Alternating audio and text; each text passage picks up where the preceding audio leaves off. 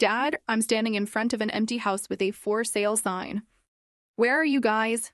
My voice rumbled as I clutched the phone tighter, the silence from the other end piercing my soul. You're an adult now, handle it, he finally replied coldly before hanging up. That click echoed through my body like a gunshot, leaving me alone with 3 trash bags of my possessions on the porch of what used to be my home.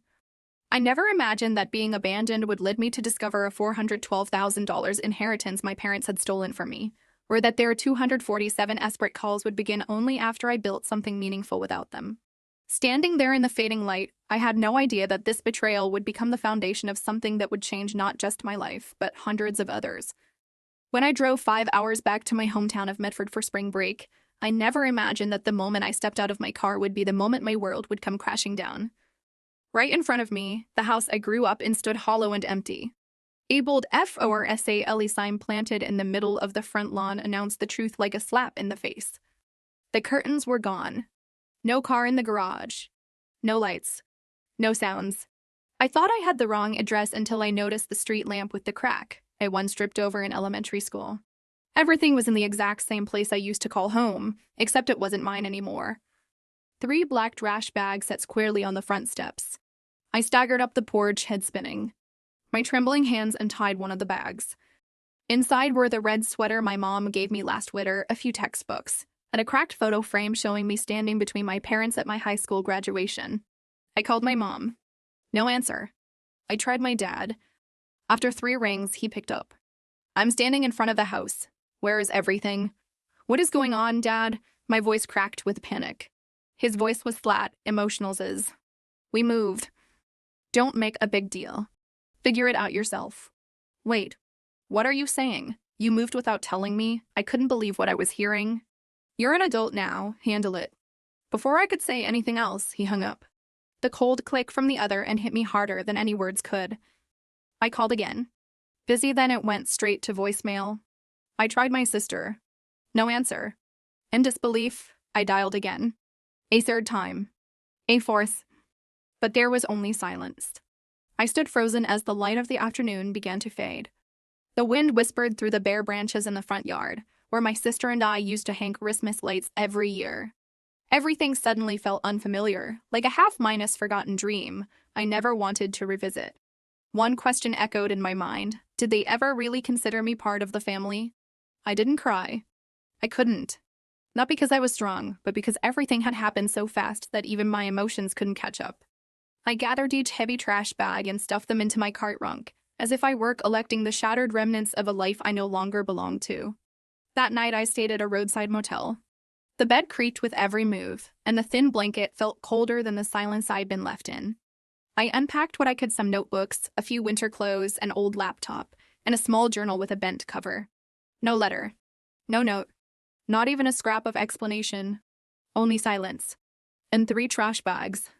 I stared at the ceiling, wondering if I had been reckless or irresponsible. I might have understood then. But I was the one who sent part of my paycheck home every month. I never asked for anything. I tried every day to be someone they could be proud of. And yet this was what I got: abandoned, as if I never mattered. I unlocked my phone and scrolled through my last messages with my mom. The most recent one was from 2 weeks ago. Don't forget your coat. It's cold out. No warning.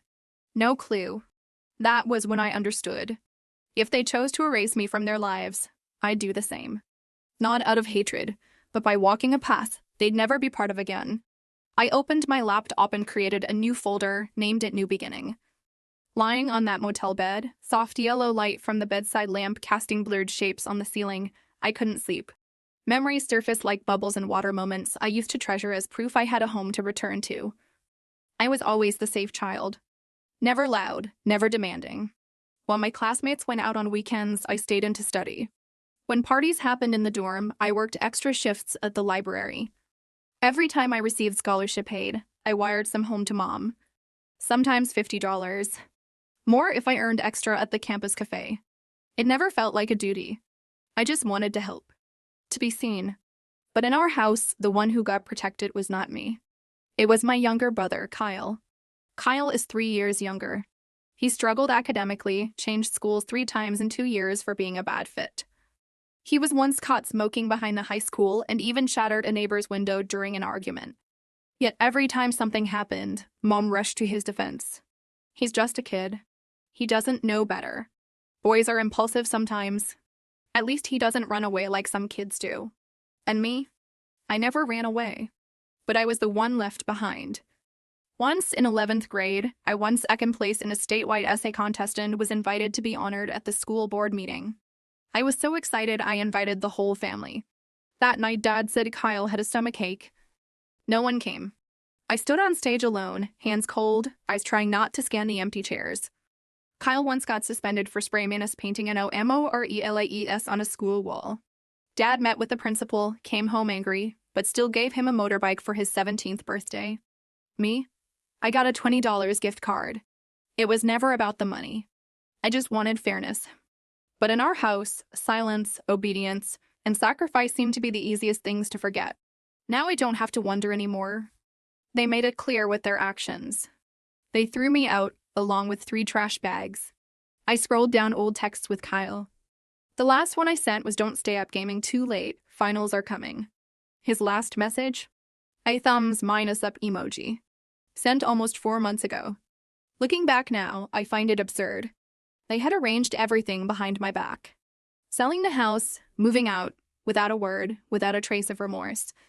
I used to think that if I worked harder, was kinder, helped more, they loved me like they always embraced Kyle, after every mess. But maybe I was wrong all along. Maybe to them I was always just a shadow next to their golden boy. I remembered something one of my professors once said: family isn't just where you grow up. It's where you learn to survive. Sometimes through the very pain they leave you with. I looked out the window. The suburban night sky was still. No one knocking on my door. No one asking if I'd eaten. The only thing I had left was myself and the undeniable truth. I couldn't go back. I opened my laptop, logged into my student email. At the top of my inbox was a message from my advisor, Laura. "Call me if you need a place to stay over break." My fingers hovered briefly, then typed a simple reply: "I'd really appreciate it if I could stay over. I truly need a safe place right now." Since, at that moment, I didn't know what was coming next. But I knew one thing for certain. I was no longer the Laura who stood abandoned on the porch beside 3 trash bags. I was someone moving forward, even if no one was walking with me. 3 hours later, I received a reply from Professor Keller, my public policy professor last semester. She had those sharp, observant eyes, but a voice so unexpectedly gentle it always made students feel heard, no matter how silly their questions were. "You can come over tonight. Address is below. The guest room's always ready." That was all it said. No questions, no explanations. And maybe that's exactly why it hit me so hard. I didn't know when someone like Professor Keller, a virtual stranger, had become the first person to offer me a place to rest, while my own family had vanished without a trace. Her house sat on the edge of Eugene, tucked inside a quiet neighborhood lined with maple trees already turning red. It was a tidy to minus-story home filled with books, warm light, and the smell of something baking. She put me up in an attic room with a window that looked out over the backyard. There were no probing questions, no pity. She just handed me a mug of hot tea and said, "You don't have to tell me anything unless you want to. You can stay as long as you need, but if you plan on sitting around too long, I'll make you do the dishes." I laughed. After days of holding myself together just to keep from falling apart, I finally laughed. And like a dam breaking, I sat down at the kitchen table and told her everything. From the empty lawn to the 3 trash bags, the cold phone call, and the hollow frame of what used to be my bedroom window. She didn't say much, but when I finished, she gently placed a hand on my shoulder and said, "They can take the house, but they can't take your worth." The next morning, while I was straightening up the living room, Professor Keller came downstairs with a printed email in her hand. "I just got this from an non-profit called Fair Living Coalition. They're looking for summer interns to work on housing rights and community inequality. I think you should apply." I took the flyer and scanned the details. The program offered students a chance to research and work directly on cases involving illegal evictions, housing discrimination, and rental issues in low-income neighborhoods. My heart stirred. There was something deeply real in those lines of text. A feeling that maybe I wasn't alone. That I wasn't just someone pushed out of a home, but maybe I could help others avoid the same fate. I submitted my application that same day. A week later, I got an interview invitation from the program coordinator, Mrs. Elaine Rhodes. She was in her 50s with a raspy but steady voice and eyes that held yours like every word you spoke mattered. She asked me a lot. Why I chose this major, what drew me to housing issues, and finally, the most personal question of all, Laura, what makes you care about rental fairness? I sat there for a long moment.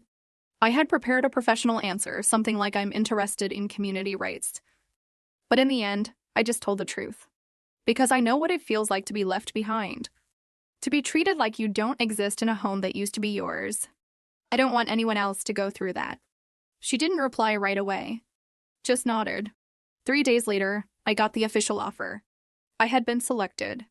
The program started in May, but Elaine let me join early for some smaller projects.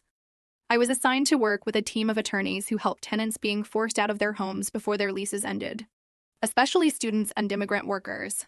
In our first team meeting, I sat next to a woman named Mariah, a former law student who had lost her own housing in a fraudulent lease case. She smiled at me and whispered, "Welcome to where the people who got pushed out start over." That night, back in my attic room at Professor Keller's, I opened my laptop and created a new folder next to New Beginning. I named it One Reason. Because now I had one. And for the first time in weeks, I felt grateful I'd been forced out of that so mine is called home. Because if that hadn't happened, I wouldn't be here. I never imagined an internship could alter the course of my life. But those afternoons spent in the cramped office of the Fair Living Coalition, listening to people share how they'd been evicted despite active leases, or had their rent doubled without notice, made it impossible to look away. There was a nursing student named Natalie, forced out of her dorm for working night shifts, mistaken for sneaking in strangers. A black student named Marcus denied a rental after meeting the landlord, despite a flawless application. A single mom with 3 kids living in her car for 3 weeks after reporting mold in her apartment. The more I listened, the more a storm of emotions brewed in me. Anger, empathy, a burning sense of purpose. I knew these weren't just stats in a report. They were invisible scars left by a system that failed the innocent. One night, while sorting case files in Keller's living room, I looked at the towering stack and wondered, why isn't there a place just for students like me? People who don't even know where to begin when housing issues hit? That's where the idea began. At first, just a scribble on a sticky note, safe space for students, for low-minus income workers, for anyone without a voice. Then it grew with every story I heard, every face I met. I pitched it to Elaine. She paused, then said, "Don't just make it a paper. Make it real." Elaine connected me with a university fund program, the Community Impact Fellowship. If selected, I'd receive $25,000 to develop a project with meaningful social impact. The deadline? 17 days away. I had no clue where to start. But I knew what I wanted. I called the project Havenlink, a network where students, single-parent families, and low-wage workers could access basic legal support, housing rights info, and connections to local aid. A place to ask, "What do I do now?" and actually get an answer. Free, fast, and without judgment. Professor Keller helped polish every word of my proposal. Elaine introduced me to a community lawyer who taught me how to add legal triage tools into Havenlink's response system. A classmate from my communications course helped me design a simple logo and website. Every little piece clicked into place, like the world was quietly nudging me forward. The night I submitted the application, I hit send with sweaty palms. Not from fear of failure, but because I'd never poured my heart into anything so fully. 3 weeks later, the acceptance email arrived at 5 a.m. I woke up to the soft buzz of my phone and read the bold line, "Congratulations. You've been awarded this year's Community Impact Fellowship with $25,000 in funding." I stared at the screen in disbelief. Then, suddenly, I cried. Not for the money, but because for the first time, what I carried inside, what always felt too personal, too small, was seen, was trusted, was supported. That afternoon, I went to the coalition's office to tell Elaine the news. She just smiled and handed me a thick envelope. "I think you should start with this. Org name, list of students who've faced housing trouble, contacts for past volunteers, and a promise I'm with you." I hugged her. That same evening, I logged into the university site and posted our first announcement, Havenlink, a place to begin again. "We're here to help you hold on to your home." I didn't know how far the project would go, but I knew my journey wasn't about revenge or proving anything to the past. 6 months after I left that empty house with 3 trash bags, Havenlink had grown faster than I imagined. Our makeshift office, once an old study room in the West Dorms, was now fully booked each week. We had 3 irregular volunteers, a law student holding Wednesday office hours, and even an online forum where renters could share stories and find help. I was so busy I sometimes forgot lunch. but never once felt drained. In fact, I felt alive, with a purpose. Then one October afternoon, while finishing up a grant report, my phone buzzed. Unknown number. The area code, Medford. I let it ring until it went to voicemail. A minute later, the notification popped up. I played it. Laura, it's Mom. I don't know where to begin. Are you okay? Need to talk. I set the phone down, heart pounding. Unsure if it was confusion or something deeper I'd locked away for half a year. Within the hour, 3 more calls came in. One from Dad, one from Kyle, one from a landline I recognized Grandma's. The same grandma who once told me, "You'll always be welcome at my house, no matter what." I didn't answer. I didn't reply to the text that followed. Over the next 3 days, the calls kept coming. Sometimes it was Dad's voice, stern, clipped, cold. "Call back. We're family, Laura. You can't just ignore everyone." Sometimes it was Mom, her voice shaky. "Just let me know you're okay. I won't ask anything else." Even Kyle left a message, "Laura, I don't really know what's going on, but we miss you." We really do. I listened to every word, every voice. Not one of them said they were sorry. No one mentioned what they had done. No one spoke of the 3 trash bags, of the house, of how I'd had to ask a professor for shelter and start over from nothing. They called as if we'd simply lost touch. As if this was just a misunderstanding, not a deliberate, cold decision they made. I waited, hoping someone, just once, would say we were wrong. But no, all they said was, "Call us back." Not because they understood, but because they wanted me to go back to who I was. The daughter who always stayed quiet, always forgave, always made everything okay again. I used to be that girl, but not anymore. One evening, as I was preparing a training session for the new group of student volunteers, Elaine walked into the office holding an envelope. "Laura, this came to the Havenlink office. No sender name, just your name, and a postmark from Medford." I took it and slowly opened it. Inside was an old photograph of me, standing between my parents and Kyle, in front of the Christmas tree the year I turned 12. A small card was tucked in with it, bearing only one sentence, "Remember to come home." No signature, no address, no apology. I stared at the photo for a long time, then gently placed it in a drawer and locked it.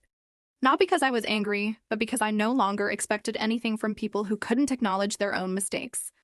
At night, I sat down to write Havenlink's first blog post. I didn't mention my name or tell any details. I simply wrote, "Some homes aren't taken away by paperwork or legal rulings, but by silence, neglect, and the refusal to take responsibility. Yet, from those same voids, we can build new places of safety where you are heard, respected, and allowed to begin again on your own terms." When I hit publish, I felt a small weight lift from my chest. I haven't forgiven, and maybe I never will. But I'm no longer bound. Not by calls. Not by photos. Not by memories. The only thing I'm bound to now is the one truth I believe in: no one deserves to be treated as invisible in their own story. And I will do everything I can so that from now on, those who've been pushed aside can write their first new chapter too. On a quiet afternoon in early November, as I was reviewing a file for an international student who'd been told to vacate her apartment over unit unfightable noise, the Havenlink phone rang. As always, I answered in my practiced voice, "Havenlink, this is Laura speaking." There was a pause, then a hesitant female voice on the line. "Laura, this is Helen. I used to live next door to your family in Medford. I'm not sure if you remember me." I froze. "Helen?" The silver-Minois-haired lady who always brought over baked goods during the holidays. The one who used to warn me about slipping when the snow piled high. Of course I remember. "Is everything okay?" "Oh, I don't want to bother you, but this morning I received a forwarded envelope addressed to you. It came to your old house. It looked kind of important. Sent to the old address. Do you know who it's from?" "A law firm, I believe. Something from New Mexico." I didn't open it, but if you'd like, I can read a few lines from the outside. It looks like it might be about an inheritance. I nearly dropped my pen. A law firm? Inheritance? In New Mexico? My thoughts raced as Helen read out the return address. The sender was Cruz and Moreno Legal Associates. I asked her to hold on to the letter safely and immediately looked them up. Their website popped up instantly with a contact number in the top right corner. Within 10 minutes, I was connected to an attorney named Benjamin Cruz. He confirmed that their office had sent a notice regarding an inheritance to my last known legal residence on file, which, according to their records from last year, was still my childhood home. Inheritance from whom? I asked, my voice tight. From your grandmother, Maria Delgado. She passed away last year and left behind a parcel of land in Santa Fe that was purchased by the local government for expansion of an eco-local government for ISM district. Your share amounts to $412,000, currently held in a transfer fund pending beneficiary confirmation. I went silent. I remembered Maria, her call-used hands always wrapping tamales for me every winter. The letters she wrote in simple Spanish, even though I barely understood them as a child. She lived so humbly. How could she have left behind something worth that much? Benjamin seemed to anticipate my thoughts. The land was once of little value, but 3 years ago, the city approved development of a luxury resort nearby. The land value surged. Her plot was reassessed and purchased at that amount. You're the sole legal beneficiary, as specified clearly in her will. I could barely breathe. Then why am I only hearing about this now? A brief pause. The first notice, according to our files, was sent to your parents, who were listed as your legal guardians at the time since you were still a minor. My heart pounded in my chest. I hung up, and one thought echoed loud and clear: they knew. They had known all along. And then everything came back to me, the timing of when I was abandoned, which coincided with the payout period of the inheritance, the hurried sale of the house, the abrupt move, the vague, inviting messages afterward. Not one of them included an apology. Not because they missed me, but because they were afraid I'd find out. That night, I sat alone in the Havenlink office as the street altered outside cast golden reflections on my desk. I pulled out the family photo again, the one I hadn't been able to destroy before, because a part of me still hoped some of the past had been real. This time, I tore it in half. Not out of rage, but because I finally understood. Some things are no longer worth holding on to. 3 days later, I received an email from the law firm confirming that the transfer was underway. All I had to do was sign. $412,000, a number that slashed straight through the truth I'd been avoiding for so long. I didn't tell anyone. Not Elaine, not Professor Keller, not the student team at Havenlink. I needed time. Not to decide what to do with the money, but to face the real question. If the reason I was abandoned was money, was there ever anything real in our so-called love?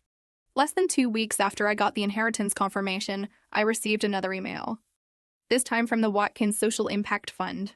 The subject line made my heart stop for a second. Havenlink selected for final presentation round minus eligible for $300,000 over 3 years. I read it over and over, terrified I was imagining it. A grant from the Watkins Fund wasn't just about the money. It was a formal endorsement from the largest nonprofit network in the Western U.S. If successful, Havenlink could hire staff, expand to 2 nearby universities, and build a solid digital platform for student support statewide. I didn't tell anyone about the strange timing, the grant email arriving just 3 days after I uncovered my parents' silence about the inheritance. But something inside me quietly shifted, as if the universe had brought me to the exact crossroads where I needed to make a clear choice. On presentation day, I woke at 5 a.m., hands trembling as I buttoned my crisp white shirt. I wore a simple navy suit, hair pulled back, barely any makeup. Clean lines were the only way I could keep my emotions at bay. Elaine picked me up from Keller's house, where I was still staying while we prepared to move offices. She looked at me with quiet understanding and gently squeezed my shoulder as we walked into the conference center. The main hall of the Watkins Foundation gleamed beneath crystal chandeliers. In front of us sat 8 board members, activists, business leaders, scholars, and representatives from the state government. The room was serious, but not unfriendly. I opened my presentation with a story. Not mine, but Chloe's. A freshman first out of her dorm for refusing to pay an extra $500 reservation fee her landlord had made up. I explained how Havenlink helped her renegotiate stay housed and brought the issue to light through student media. Every word I spoke wasn't just information. It was a vow. In the middle of outlining our expansion model, the door to the boardroom cracked open. A staff member stepped in, whispered to Chairman Raymond, then turned to me. "Apologies for the interruption, Ms. Bennett," he said, calm and courteous. "There are people in the lobby saying they're your family. They're asking to speak with you before you finish." The room went silent. Elaine looked at me, not with concern, but with total faith that I'd know what to do. I took a deep breath. "Thank you, sir. But I'd prefer to continue. I'm here today not to resolve personal matters, but to speak for the community Havenlink represents." Mr. Raymond nodded. "Understood. Please continue." I turned back to the screen, pointer in hand, voice steady. Behind me stood an entire team that had poured their hearts into this mission. In front of me was a chance to create real change. I wouldn't let the past interrupt my present. Not this time. When the presentation ended, the board asked a series of questions, from financial sustainability to outreach strategy. I answered everyone with confidence. Elaine and I had rehearsed for this moment for weeks. As Mr. Rahman thanked me and said the final decision would be announced in 2 weeks, I bowed my head slightly, already feeling a quiet release in my chest. I walked out of the meeting room and saw them immediately. Mom, Dad, and Kyle were sitting on the sofa in the lobby. Mom stood up when she saw me, her face a mix of anxiety and anticipation. Dad had his arms crossed, his eyes betraying the tension. Kyle was looking down at the floor, not saying a word. Mom took a step forward, speaking softly. Laura, I know you're busy, but please hear us out. And I didn't step back. I didn't move forward either. Not now, I replied calmly. I just finished the most important step of my life. I won't let it be tarnished by anything that hasn't been made clear. Mom bit her lip. Dad tightened his fists. Kyle took a step back. If we're going to talk, I continued, let's start with the truth. Not with emotions, not with old photos or vague messages, but the truth. I didn't wait for them to respond. I turned and walked away with Elaine, leaving behind the people who had chosen to discard me without any explanation. This time, I chose to move forward. Not because they no longer mattered, but because I had finally learned the most important lesson. I can be myself, even without them by my side. 2 days after the Watkins Foundation presentation, I received a message from Kyle. Can you give us an hour? I know you have no reason to agree. But please. I read the message over and over. Not because I was moved, but because for the first time in nearly a year, someone in my family was speaking to me without ordering, blaming, or placing fault. I agreed. With one condition, we would meet in a public place, briefly, and with no beating around the bush. I chose a small cafe near downtown, the place I often worked when Havenlink needed quiet for report writing. Inside, the lighting was soft, and the scent of freshly brewed coffee filled the air. A stark contrast to the underlying tension waiting for me at the corner table. Mom sat with her back to the window, gripping her cappuccino like it was the last thing holding her together. Dad sat across from her, looking thinner than I remembered. Kyle sat between them, but leaning slightly toward Mom. I pulled out a chair and sat down, keeping a respectful distance. No one spoke for a few seconds. Then Mom finally spoke, her voice hoarse. Thank you for coming, Laura. I gave a slight nod. I know. You don't owe us anything. But there are a few things, if you'll allow me, that I want to make clear. I looked her directly in the eye. Tell the truth. Not what you think I want to hear, but the truth. Mom swallowed hard. Dad remained silent, but his eyes flickered for a moment. We panicked. Dad lost his job. The house was being foreclosed. Credit card debt. It all seemed to fall apart at once. I didn't know how to tell you. We always tried to keep face, especially in front of you, our child who is always so capable, always doing the right thing. I remained silent. Then the inheritance notice came. They sent it to the old address. They said the property would be transferred to you when you turned 21. I didn't know what to do, I asked bluntly. Or did you and Dad decide to just hide it? Dad winced lightly. Mom paused, then nodded. At that time, we really needed the money. We thought if we moved out, if we kept a distance, it would be easier to handle everything. I leaned both hands on the table, keeping my voice steady. You said handle. Do you mean selling the house, throwing my things in trash bags, moving out with no goodbye, and staying silent while I searched for answers? Is that how you handle having a daughter? No one said anything. The only sound was the spoon stirring quietly in Kyle's coffee. I lowered my voice, but every word felt like a knife. I didn't come here to forgive. I didn't come here to hear an explanation. I came because I wanted to say one thing clearly: I don't need closure. I've already had it on my own. I turned to Kyle. You're the only one in the family who reached out to me with kindness. You don't have to choose sides. Just live more honestly than I ever could at your age. Kyle lowered his head. I didn't blame him. He's young. He can still be different from them. Finally, Dad spoke, his voice dry. You've always seen yourself as the victim, Laura. But do you know what we've had to sacrifice? I chuckled softly, not out of satisfaction, but because I was so used to this tone by now. If you think I'm the victim, then you've never understood me. I'm the survivor. The one who rebuilt from the wreckage that you and Mom created. I stood up, pulled out my wallet, and left enough money for the 3 coffees. I don't need you to apologize. But if you really want to make up for it, the only way is respect my boundaries. No more calls, no more vague texts, no more surprise visits. I'm not the little girl I used to be. I turned and walked out, not looking back. No tears, no anger, just finality. Outside the cafe, the December wind brushed past my coat. I took a deep breath, then pulled out my phone. A new message from the Watkins Foundation appeared. Congratulations, Havenlink has been selected for the final round, nominated for a $300,000 grant over 3 years. I laughed, but this time it was a real smile. There was no more random look. Everything was the result of my choice to stand up, even if it had to be alone. 3 weeks after our final meeting at the cafe, I received the official email from the Watkins Foundation. Havenlink had been awarded the full $300,000 3-year grant, plus an additional $50,000 in operational funding for the first year. I read the announcement while standing in the new office. A modest but bright space in a community support complex near downtown Eugene. The scent of fresh paint still lingered in the air. On the desk were piles of files for cases waiting for advice. In the hallway, 2 student volunteers were laughing as they set up chairs for a weekend legal training class. I looked at the scene, and for the first time, I felt that I had truly built something bigger than myself. The very next week, a reporter from the Oregon PBS station reached out. They wanted to do a feature story on student-led social initiatives. The content director, Maya Stone, said that the story of Havenlink has the impact we're looking for. I hesitated for a moment, but Elaine nodded. If you don't tell your story, someone else will tell it their way. The filming took 2 days.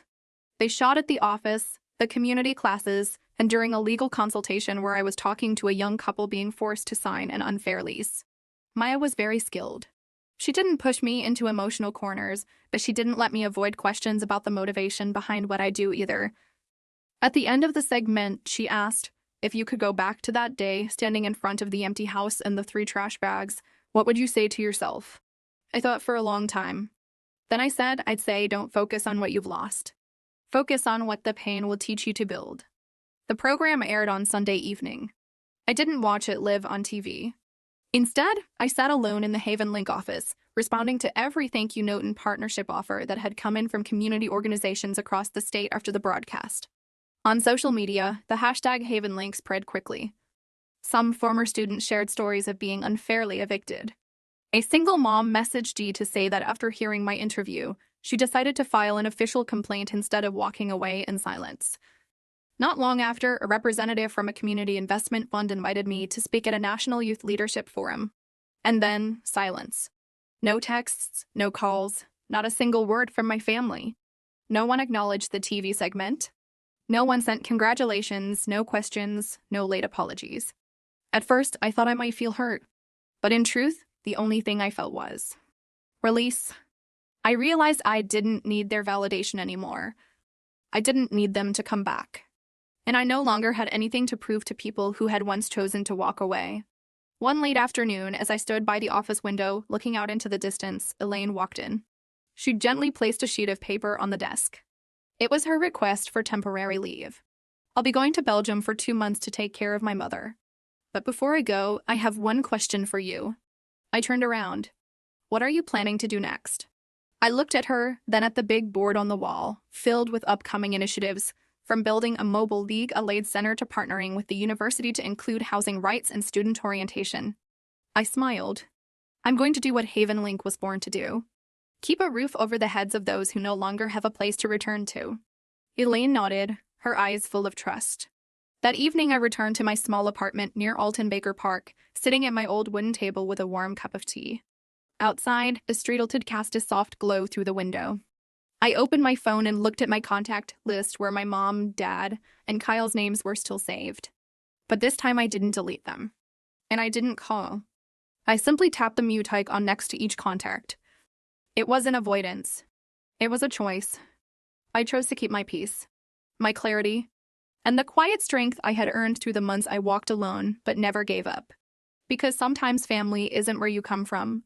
It's where you learn to stand and build the home you always wished you'd had. By February, as spring began brushing the bare branches outside the Havenlink office windows, I sat in our small meeting room, preparing for the first round table with new partners. Outside, the volunteer team was setting up an intake table for students from a nearby university. Inside, I was finalizing the plan to open our second branch in Salem, where immigrant student rates are high and legal support is scarce. My life now consisted of reports, the quiet smiles of tenants who got to stay in their homes, and afternoons rushing from one office to the next. Strangely, I didn't feel drained. On the contrary, I had never felt more whole. One Friday afternoon, Professor Keller stopped by the office with a bag of homemade cookies and a few old newspapers. I saw this article on Havenlink invoices for Just Us magazine. I saved a copy to give to you. I opened the cover and saw a photo of myself reaching out to shake hands with an elderly woman, both of us smiling with a warmth that went far beyond just housing advocacy. Professor Keller sat down, poured herself some tea, and looked at me with that familiar, gentle gaze. Laura, what do you think makes a home? I thought for a moment, then answered, a place you can walk into without needing to prove your worth. Where you're trusted, seen, and allowed to be yourself. She nodded, said nothing more. But I knew. She was one of the first people who ever gave me that definition. That night, just as I was pouring water into a glass pitcher in my apartment, the doorbell rang. I figured it was a neighbor, but when I opened the door, standing in front of me was Natalie, the nursing student from last year who once told me about being evicted from her dorm due to a misunderstanding. Now, Natalie was a part-time staff member at Havenlink and had just received a scholarship to pursue her master's in public policy. She smiled, holding a bouquet of white tulips. You can't just let me have a private graduation ceremony without inviting the person who pulled me out of my darkest time, right? I stood still for a second, then wrapped her in a hug. No words needed. People like Natalie, Elaine, Professor Keller, they were living proof of something I only truly understood now. Family isn't where you're born. It's where you get to be reborn as someone chosen, loved, and seen. I once believed I'd been discarded, but the truth is, I was set free. Freed from a place where love had to be earned through silence, obedience, and carrying the weight of others' fractures. I don't deny what happened. I don't erase memories, and I don't rewrite history. But I no longer let that history define my worth today. At the end of the month, Havenlink hosted its largest seminar since our founding. Nearly 200 people attended. Students, nonprofits, local officials, and leaders in community law. As I stood on stage looking out at the attentive faces in the audience, I didn't think of my parents. I didn't think of the house we used to live in. I thought of that first moment I opened the black trash bag on the porch, saw the old book, the cracked photo frame, and the scarf Mom knit me when I was 16. And I knew I had come far enough to understand that what I was looking for was never in that house. As I finished my speech, I ended with one simple but sincere thought. I used to believe blood ties were irreplaceable. But I've learned that sometimes the people who aren't related to you treat you like family. And sometimes the ones who are leave when you need them most. Then I paused, smiling. Real family is made of the people you choose. And who choose you? Not out of obligation, but out of humanity. The room erupted in applause, but I didn't really hear it. Because in that moment, what filled my heart was a peace I had never known before. And I knew, no matter where life takes me, I will carry that flame with me. The flame of someone who was once left behind, but found her way back to herself and lit the way forward.